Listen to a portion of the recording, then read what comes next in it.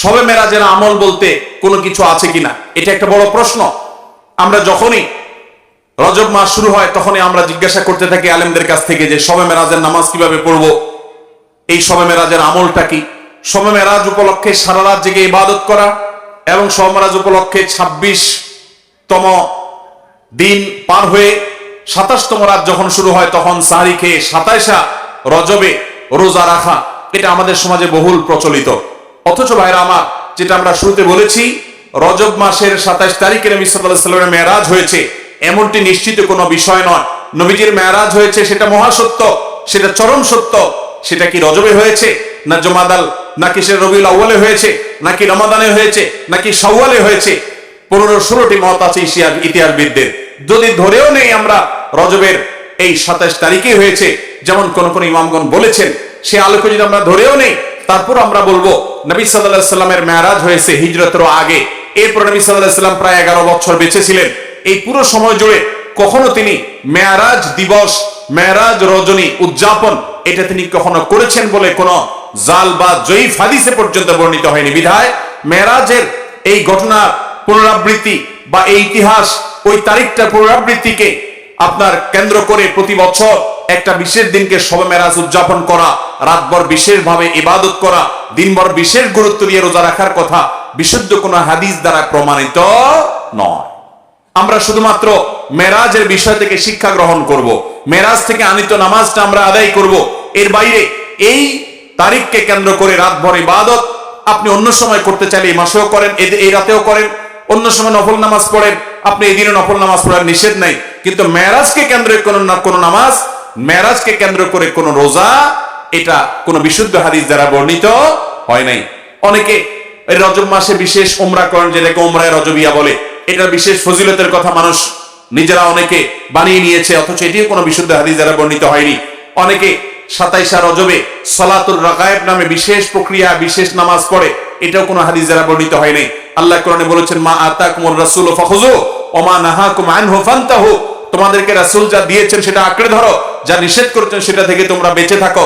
মন গড়া কোনো আমল করলে সওয়াব তো হবেই না, উল্টা বরং গুনাহ হবে। আমাদের সমাজে অনেক মানুষ আছেন যারা আজকাল এই সমস্ত কথা শুনলে বলে যে এটা নাই সেটা নাই, কিছু লোক বাইরে হয়েছে, এটা নাই সেটা নাই শুধু বলে। ভাইরা বাবারা আমার, কোরআন এবং হাদিসে যদি থাকে আপনি 100 বার আমল করেন, আপনি একটু দেখেন, একটু যাচাই করেন, একটু চেক করেন। কোরআন হাদিস অনুবাদ হয়ে গেছে, বইপড় কোনো বই পুস্তক নয়, হয় কোরআনে, আল্লাহর নবী করিম সাল্লাল্লাহু আলাইহি ওয়াসাল্লামের কোনো হাদিসে। ইসলাম ফাউন্ডেশন প্রায় সবগুলো বইয়ের অনুবাদ করেছে, বড় বড় প্রসিদ্ধ হাদিস গ্রন্থগুলো। আপনি চেক করে দেখেন যে মেরাজের রাতকে কেন্দ্র করে, মেরাজের দিনকে, দিবসকে কেন্দ্র করে কোনো আমল সাহাবায়ে কেরাম করেছে কিনা, নবী সাল্লাল্লাহু আলাইহি ওয়াসাল্লাম করেছে কিনা। তিনি যদি করে আপনি কেন করবেন না? আর যদি তিনি না করেন তো মনে রাখবেন, দেখতে মনে হয় নামাজ ভালো জিনিসই তো, আবার এখানে বাধা কেন?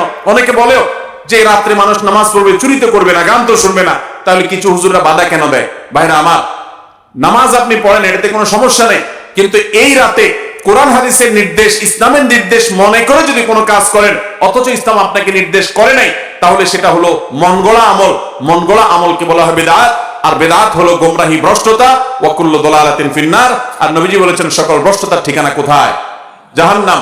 আমরা যখন খেতে চাষ করি, চাষ করলে শুধুমাত্র যখন আপনি ধানের গাছ লাগান, শুধু ধান গাছ হয় না সাথে আগাছাও হয়? আগাছা দেখতে ধানের মতো না? আমরা কি সে আগাছাগুলো রেখে দেই নাকি আস্তে আস্তে তুলে ফেলে দেই? যদি কেউ মনে করে আরে ধান গাছ তো অল্প একটু জায়গাতে আছে, আগাছা আগাছার জায়গায় হয়েছে, সমস্যা কি, এই বেচারাকে তুলে কেন মেরে ফেলতে হবে? থাকুক না, ধান গাছও থাকুক, ওইটাও থাকুক, তাহলে ধানের ফসলের ফলন ভালো হবে।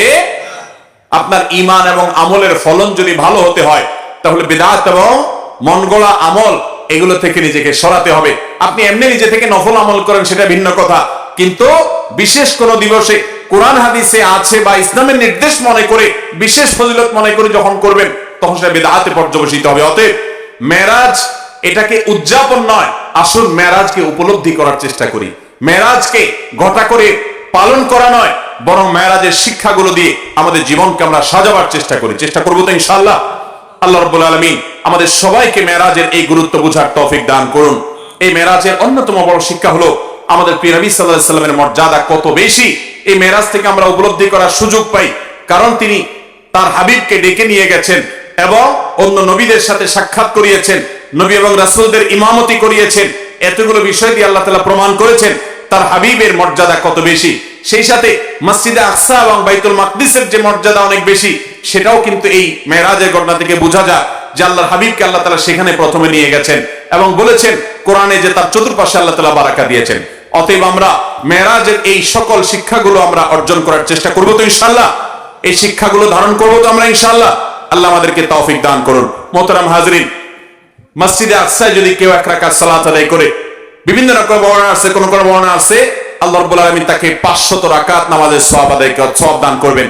বহু নবী রাসূলগণ যে মসজিদের ইমাম ছিলেন, মুয়াজ্জিন ছিলেন, মুক্তাদি ছিলেন, সেই মসজিদে আল্লাহ রাব্বুল আলামিন জীবন মৃত্যুর আগে আমাদেরকে একবার হলেও যাওয়ার তৌফিক দান করুন। অভিশপ্ত ইহুদিদের হাত থেকে দখল মুক্ত করে এই মসজিদকে মুসলমানদের অধীনে এনে মুসলমানদেরকে গোটা পৃথিবী থেকে যাওয়ার তৌফিক আল্লাহ তাআলা দান করুন। সবার চেষ্টা করব তো ইনশাআল্লাহ। হাদা মা ইনদি ওয়াল ইলমু ইনদাল্লাহ ওয়া জাযাকুমুল্লাহু খায়রা ওয়াসসালামু আলাইকুম ওয়া রাহমাতুল্লাহি ওয়া বারাকাতুহু।